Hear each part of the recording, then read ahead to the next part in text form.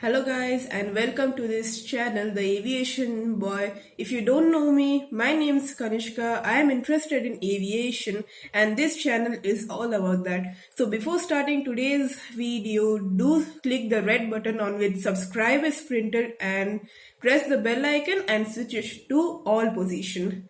So my script is written in the computer screen, so my eyes may be sticking to this screen, so please don't mind. Today's topic is from taxiing to takeoff. I took all the details from the internet, so don't think that I'm giving you fake information. But don't try to do this because I told you how to do these. Because if you do that, people will say that I am teaching you all these. So let's start today's video. So before pushbacks and you all board the aircraft, the pilot needs to switch on the APU, which means the auxiliary power unit, to power the aircraft with electricity, and then switch on the cabin lights with a switch in the overhead panel. Then the aero bridge or the staircase through which you board the plane comes in contact and gets attached with the plane and you board in. Then after almost an hour of boarding, the plane gets attached with the tug which is used for pushback. The tug will be pushing you towards the taxiway. But before pushback, the pilot needs to keep the parking brakes in ideal position, and he needs to turn on the navigation lights and the beacon lights. These lights are also used for a reason. That's a story for another video. But let's focus on today's topic, which is from taxiing to takeoff. So after the pushback is done, again the pilot needs to put the parking brake into its position, through which the brake comes in contact with the tire and the tire won't move. So while the pushback is going on, the captain, mostly the first officer or the co-pilot of the aircraft, will give oil pressure to first engine, which is engine number 1 on the left side of the aircraft, and he'll give the oil pressure by a switch in the overhead panel, and when the oil PSI indicator reaches 16.0, the first officer switches the engine number 1 switches on the engine number 1 with the lever just behind the throttle, but it will be a bit long, black color. 1 will be written. He'll push it forward. He'll give thrust to first engine. When the first engine will reach 55% of its total thrust, which is 100%, he will then leave the lever. It will automatically go backwards and the thrust will drop back to 20%. Then after the pushback is done, he will do the same procedure with the engine number 2. Obviously, a plane can't fly with only one engine throughout its journey. Let's continue. So after the pilot switches on the taxi lights and the runway turn off lights, he will be switching on the seatbelt sign and set the flaps for takeoff and the spoilers in armed position. He will then pull up its side stick, called the yoke. Side stick is used in an Airbus and yoke is used in Boeing and all other types of airplane. He will pulling it up, push it down, then he will turn it towards his right, then he'll turn it towards his left. You can, if you are getting a seat just next to the wing, you can see the ailerons going up and down. That's the flight control check, which all the pilots need to do before their ongoing flight. So after that, the flight will ask for taxi clearance from the ground control, which will sound like, I won't take any name of any flight companies, airlines. So the pilot will be asking clearance for so and so runway. Let's keep the runway X.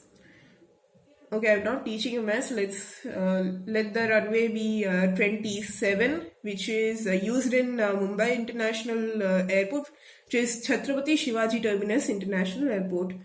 So he'll be XYZ123, request taxi clearance to runway 27 via taxiway A, and the ground controller will then clear them by saying XYZ123 cleared to taxi runway 27 via taxiway A.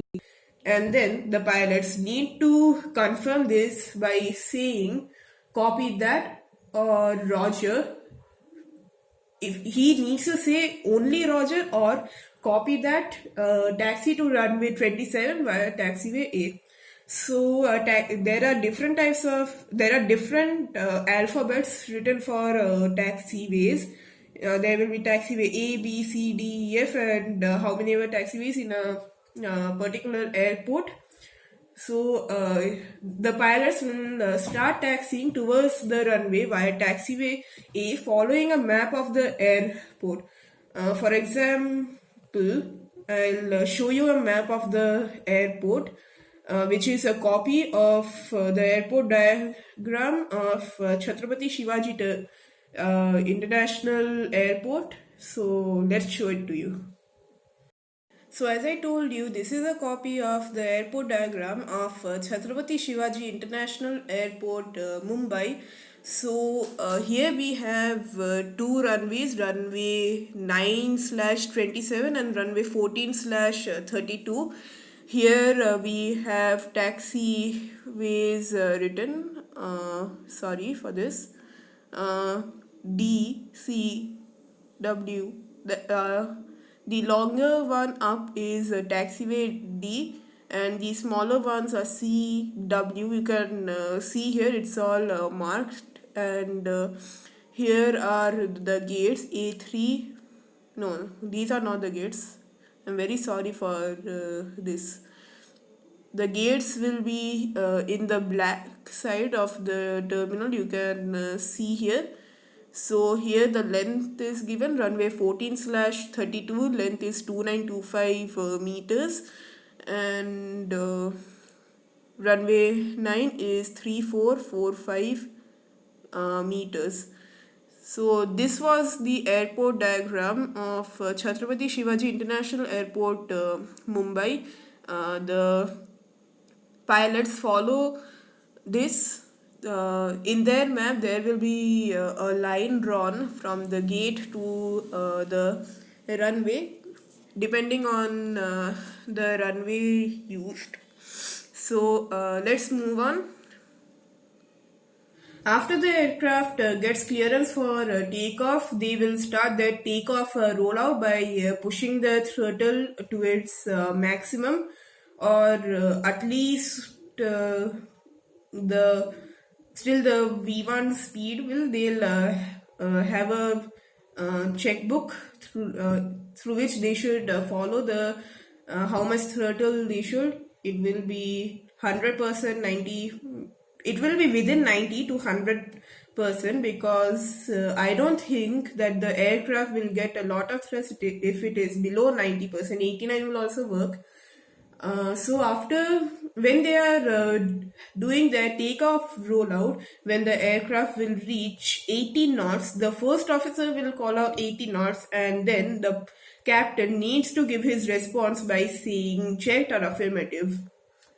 Affirmative meaning positive or yes. So when the aircraft will reach 130 knots, the first officer or the captain will say toga, which means take off, go around, which is the minimum speed to take off or go around an airport. When the aircraft reaches 150 knots, which is the vertical rotation speed of the airplane, the first officer will say V1, and the pilot captain in command needs to confirm it by saying rotate and needs to pull up his yoke or the side stick. So the plane now took off, everything is going very well. The first officer will say positive rate, which means everything is going well and good, no uneventful flight, and nothing is going on. He will be saying this when he'll reach an altitude of 150 feet or 200 feet, and then the pilot in command, who is the captain, needs to put the gears up. So then the aircraft will leave the premises of the approach tower and then go to the airspace where the ATC comes in action. ATC meaning air traffic controller, who gives the aircraft a climb, descend, maintain altitude, or gives the heading. So that's all for today's video. The aircraft left my premises of explanation for today, and I hope you guys enjoyed the video. If you did, then go press the like button, and if there were any mistakes, do comment down below. But an exception is there for this script, that these are the common procedure used in A319, A320, A321, A321neo, and Boeing 737 and 737 MAX. So if there were any mistakes, I will definitely try to improve it in my upcoming videos. And before leaving, do subscribe my channel and click the bell icon to all. And next video will be how to land an aircraft. Bye.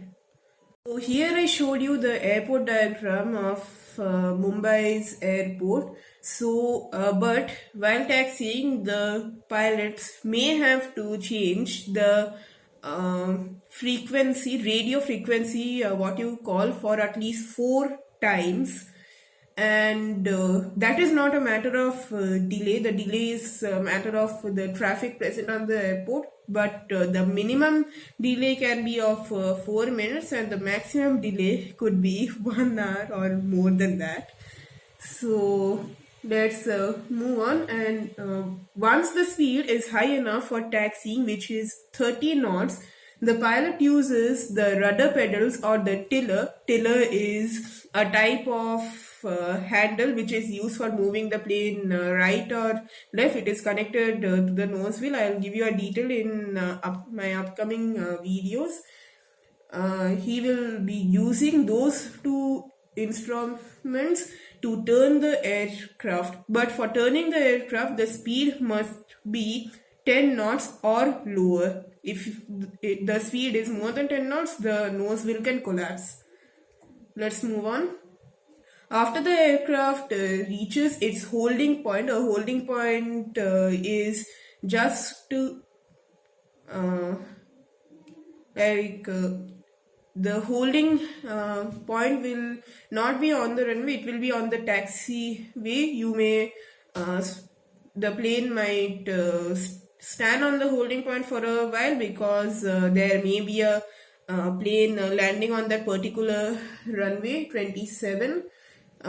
Then when they are the runway will be cleared to use, the ground controller says the pilot that they are going out of the control premises, which is only still the taxiway.